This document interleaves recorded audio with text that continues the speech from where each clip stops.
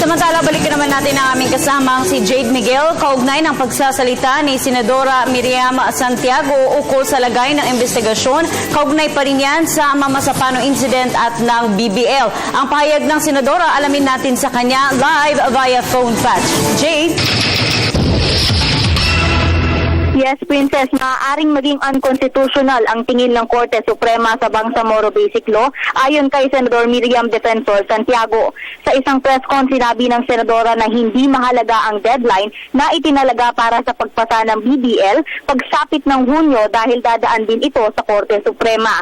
Kaya naman anya baka hindi ito maimplementa ngayong taon kung sakaling tututulan ito ng pinakamataas na hukuman. Hindi raw kasi maaaring madaliin ang desisyon ng Korte Suprema.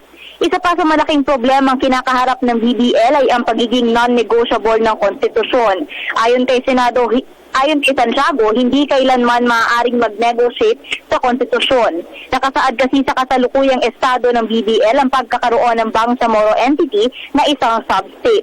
Malinaw niya na ipinagbabawal sa konstitusyon ang pagkakaroon ng sub-state dahil naglilimita ito sa sovereignty ng estado.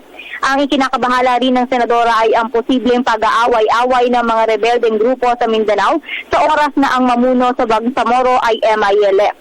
Dagdag pa ng Senadora, hindi katumbas ng BBL ang ganap na kapayapaan lalo na sa Mindanao.